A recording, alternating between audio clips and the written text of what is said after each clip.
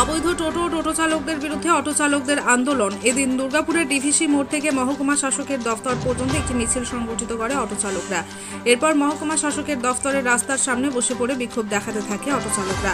মূলত অটো চালকদের দাবি, অটো স্ট্যান্ডের পাশেই অবৈধভাবে টোটো স্ট্যান্ড গড়ে উঠেছে। একাধিকবার প্রশাসনকে জানালেও প্রশাসন কোনো পদক্ষেপ গ্রহণ করেনি। এদিন অটো চালকদের 5 সদস্যের এক প্রতিনিধি দল মহকুমা শাসকের দফতরে স্মারকলিপি পেশ করে। এরপরেও যদি প্রশাসন কোনো ব্যবস্থা গ্রহণ না করে তাহলে আগামী দিনে বৃহত্তর আন্দোলনের হুঁশিয়ারি অটো চালকদের। পশ্চিম বর্ধমানের দুর্গাপুর থেকে নিমাই দাসের রিপোর্ট, বাংলা এমসি নিউজ।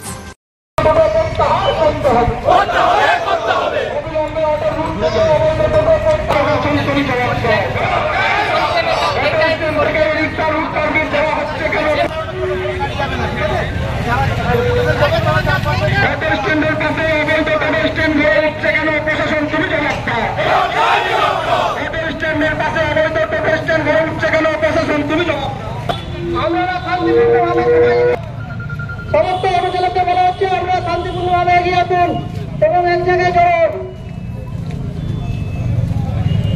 আজকে আমরা এখানে সবাই উপস্থিত হয়েছি, প্রশাসনের কাছে জানা সত্ত্বেও আমাদের কোনো ব্যবস্থা হচ্ছে না।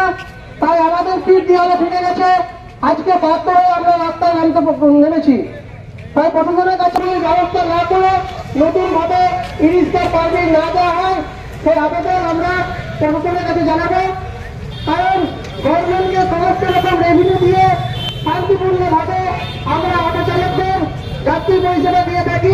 শান্তিপূর্ণ প্রশাসনের কাছে দাবি যে আমরা সরকারের সমস্ত নিয়ম যথাসাধ্য মেনে নিয়ে আসে এবং থানায় কমপ্লেন করে তারপর আমাদের অটোওয়ালাকে ডেকে দীর্ঘক্ষণ বস করিয়ে রাখা হয় এবং তার মেডিকেলে এবং সরকারের সমস্ত রকম নিয়ম যথাসাধ্য মেনে চলার আমরা চেষ্টা করছি।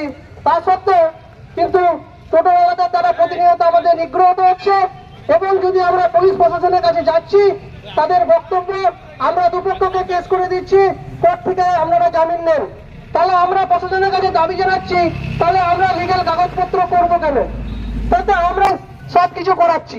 কোন রকম যদি আমরা নিয়ম লঙ্ঘন করছি তাহলে আরটিও, পুলিশ, প্রশাসন, ট্রাফিক কেউ ছাড়ছে না। আমাদের 5,000 টাকা 10,000 টাকা ফাইনের রসিদ ধরিয়ে দিচ্ছে। সে একই জায়গায় যদি কোনো টোটো বা রিক্সা হয়ে পড়ছে তাকে সমস্ত অটোওয়ালা আমরা রাস্তায় নামতে বাধ্য হয়েছি। তাই আমরা প্রশাসনের কাছে অনুরোধ জানাচ্ছি,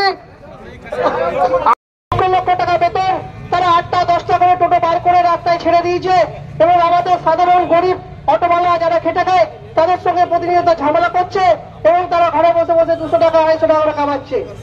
এই বিষয় এর একটা বিহিত। আমরা কোনো টোটো চালকের বিরুদ্ধে না, কিন্তু দুর্গাপুরে যেভাবে টোটো চলাচল করছে সেই চলাচল ব্যবস্থার বিরুদ্ধে আমরা আজকে সরব হয়েছি। এই প্রগতিশীল জগতে বাসের পেছনে যে দুর্গাপুরে এর বাইরে যদি টোটো চলে সেগুলো অবৈধ এবং সেই টোটোগুলোকে আগে বিভিন্ন রুটে দেওয়া হোক, তারপরে নতুন করে আবার রিক্সা রুটে রেজিস্ট্রেশন করা গাড়িগুলোকে চালাতে পারছি।